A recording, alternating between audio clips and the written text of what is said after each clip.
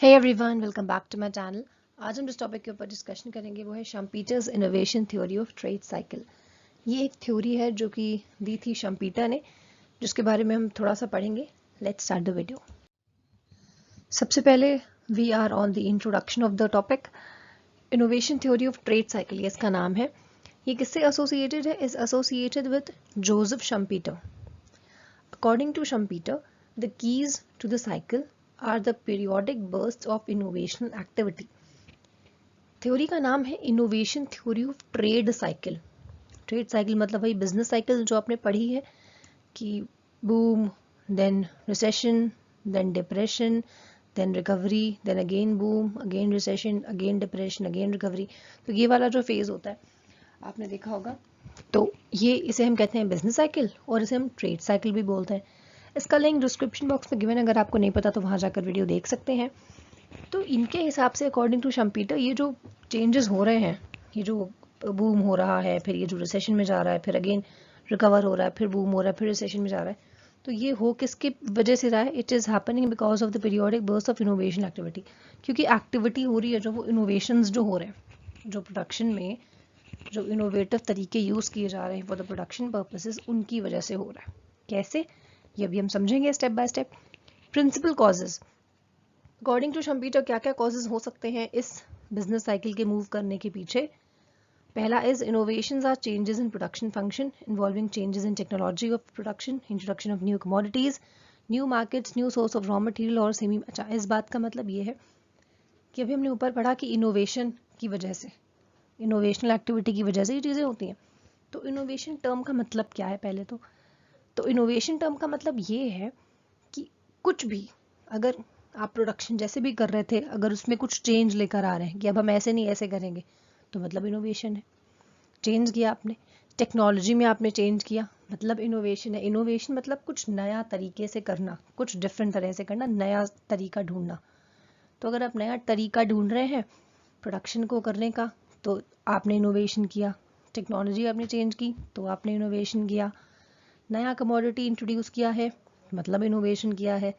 नई मार्केट में आए हैं, मतलब इनोवेट किया है अपने आप को। New source of raw material, नया अपने रॉ मटेरियल का सोर्स ढूंढा है, मतलब इनोवेशन किया है। या फिर सेमी मैन्युफैक्चर्ड गुड्स, या फिर new organisation of any industry, मतलब वो नई नई ऑर्गेनाइजेशन है। तो इनोवेशन किसी भी तरह से कोई भी नई चीज आपने करी है, that will come under the term innovation. तो ये जो इनोवेशन हम कर रहे हैं, इन इनोवेशंस की वजह से ही आ जाती है ट्रेड साइकिल में जो चेंजेस होते हैं। These are the principal causes of business cycle according to Schumpeter. ये जो इनोवेशंस आप कर रहे हैं अपने बिजनेस में, ये होते हैं principal causes of business cycle. इन्हीं कॉजेज की वजह से आपकी बिजनेस साइकिल आती है या मूव करती है, या जो भी इसका फेज है। एक और टर्म, इनोवेशन एंड इन्वेंशन। आपको ये पता होना चाहिए कि इनोवेशन और इन्वेंशन में क्या फ़र्क है या वो क्या होते हैं। Innovation is different from invention. Innovation जो है वो इन्वेंशन से डिफरेंट है। क्यों? Because it involves commercialisation of old ideas और ओल्ड इन्वेंशन। इस पॉइंट का मतलब ये है कि इनोवेशन ही अकॉर्डिंग टू शम्पीटर रीजन है फॉर द बिजनेस साइकिल, लेकिन वो इनोवेशन से डिफरेंट है। क्यों? क्योंकि हम इनोवेशन में क्या पढ़ते हैं? कमर्शियलाइजेशन ऑफ ओल्ड आइडियाज और ओल्ड इन्वेंशन। हम जो काम कर रहे हैं, प्रोडक्शन कर रहे हैं, मेन काम हमारा क्या है? प्रोडक्शन करने का, पैसे कमाना। उससे बेटर तरीका लेकर आ गए तो और ज़्यादा पैसे कमा पाएंगे, उससे बेटर तरीका लेकर आ गए तो और ज़्यादा पैसे कमा पाएंगे। तो हम इनोवेशन करते हैं, नई नई चीज़ें मार्केट में लेकर आते हैं। क्यों? जिससे कि हम कमर्शियलाइज कर सकें उसको, पैसे कमा सकें। ठीक है। अब कोई भी प्रोडक्ट हो आपका कोई भी, आपका मोबाइल की कंपनी, दिन के साथ इनमें कुछ ना कुछ चेंज हो जाता है। कभी कैमरे में बेटर क्वालिटी दे देंगे, कभी ऑडियो में दे देंगे, कभी कहीं सिम में दे देंगे, कभी आपके स्टोरेज में दे देंगे। तो स्लोली एंड स्टेडली इनोवेट हो रहे हैं, मतलब नई नई चीज़ें कर रहे हैं। इसको हम कह रहे हैं innovation. Moreover unlike invention, और इन्वेंशन मतलब कुछ नया करना सबसे पहली बार।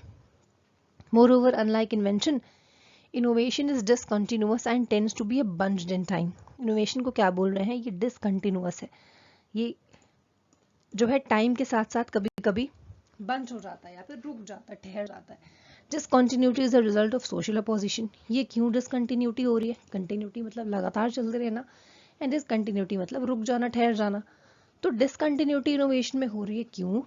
ये इस वजह से होती है because of the social opposition to innovation. कुछ लोग, अच्छा अब इसको ना पूरी स्टोरी के हिसाब से समझिएगा तो आपको समझ में आएगा। फॉर एग्जाम्पल देखिए, अब यहाँ पर आपने सोचा कि मैं कुछ नया इनोवेशन करूँगा, ठीक है, लेकिन फिर क्या होता है, जो बैंक होते हैं वो कहते हैं नहीं नहीं नहीं, हम आपके इस नए नए आइडिया के लिए फाइनेंस तो नहीं दे पाएंगे भाई, पता नहीं आइडिया हिट होगा कि फ्लॉप होगा। ठीक, इससे क्या होगा, ये आपको क्या हो गया, ये एक आपको बैरियर हो गया जिससे आपका इनोवेशन प्रोसेस स्लो हो जाएगा। आपने कोई नया आइडिया सोचा कि मैं इस तरह से इनोवेशन करके अपना प्रोडक्ट बनाऊंगा, आप उस आइडिया को लेके बैंक के पास गए क्योंकि आपके पास इनफ पैसे नहीं थे, लेकिन बैंक ने क्या कहा कि भाई आपको पैसे तो नहीं दे पाऊंगा, मुझे रिस्क लग रहा है। उस केस में अब वो आपके लिए एक बैरियर बन गया। अब आपका जो इनोवेशन प्रोसेस था वो स्लो डाउन हो जाएगा, लेकिन क्या आप उसे रोक देंगे? बिल्कुल भी नहीं। They do not stop it. वो इनोवेशन आइडिया बिल्कुल थम नहीं जाएगा, आपके दिमाग में कहीं ना कहीं at the back of your mind चलता रहेगा कि कैसे पैसे अरेंज करके उसको ठीक किया जाए।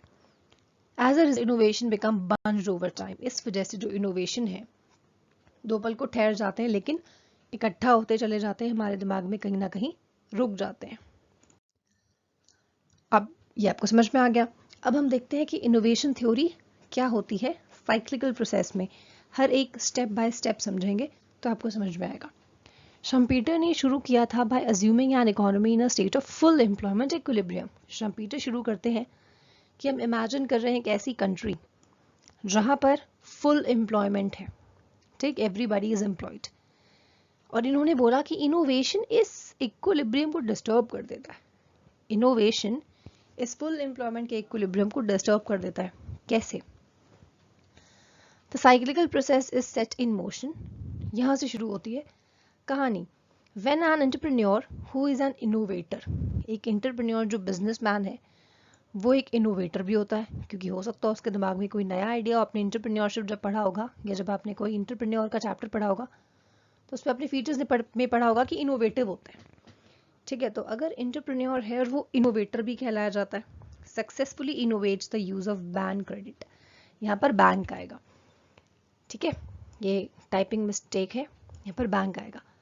अगर कोई एंटरप्रेन्योर सक्सेसफुली, जो भी उसके दिमाग में आइडिया है, उसको लोन मिल जाता है, ठीक, इजीली उसको लोन मिल जाता है, तो original innovators are soon followed by the entrepreneurial activity. जो ओरिजिनल इनोवेटर्स थे अब वो इस एक्टिविटी को फॉलो करेंगे। किसको? इस वाले इनोवेटर को जिसने सक्सेसफुली बैंक से लोन ले लिया। अब जैसे कि सपोज ये एक बिजनेसमैन है, इसने जाकर बैंक से लोन ले लिया और उसको मिल गया, ठीक, मिल गया। अब इसकी देखा देखी जो बाकी इनोवेटर्स या बाकी एंटरप्रेन्योर्स आएंगे वो भी उसी लाइन में आता है। आपने देखा होगा कोई नई कंपनी कुछ ऐसा करती है या कोई भी कंपनी पहली बार अगर वैसा कुछ करती है तो दूसरी कंपनीज भी ढेर सारी आ जाती हैं सेम लाइन ऑफ प्रोडक्शन में कंपटीशन देने के लिए। तो यही बात यहाँ पर बोली गई है कि इनोवेशन, अगर किसी भी चीज़ में कुछ नया हुआ है तो उसको फॉलो करने के लिए फिर दो चार लोग और आ जाएंगे उसी मार्केट में। As a leader is followed. Leader is followed मतलब जिसका भी आइडिया था अब उसको फॉलो कर रहे हैं। जब लीडर को फॉलो किया जाता है तो बैंक को क्या होता है, बैंक के पास और भी लोग आते हैं, हाँ भाई हमें भी वैसे लोन दो जैसे आपने उसको दिया। तो बैंक क्रेडिट एक्सपैंड्स, मतलब बैंक अलाउ करती है, अच्छा ठीक है आप भी मुझसे क्रेडिट ले जाइए।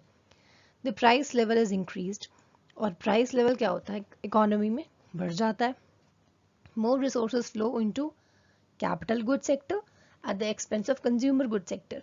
अब क्योंकि जब हम देख रहे हैं कि एक एंटरप्रेन्योर आया उसके बाद 20 और आ गए, जब 20 और आ गए तो यहाँ पर क्या बोल रहे हैं कि मार्केट में फिर कौन से वाले गुड्स ज़्यादा मिलेंगे, कैपिटल गुड्स, क्योंकि एंटरप्रेन्योर्स आ गए हैं ज़्यादा।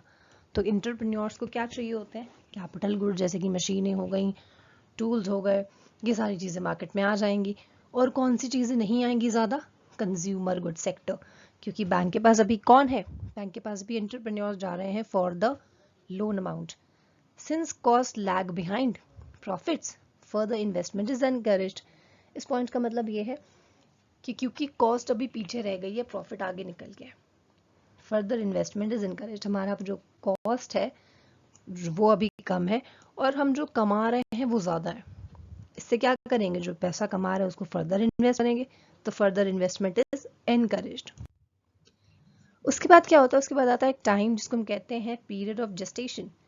इसका क्या मतलब है? It is the interval between time when investment is undertaken and the time when investment projects produce additional consumer goods. जो प्रोडक्शन के लिए जो पैसे लिए गए थे वो क्यों लिए गए होंगे? जो भी सामान बनाना है, हो सकता है वो कंज्यूमर गुड्स हो।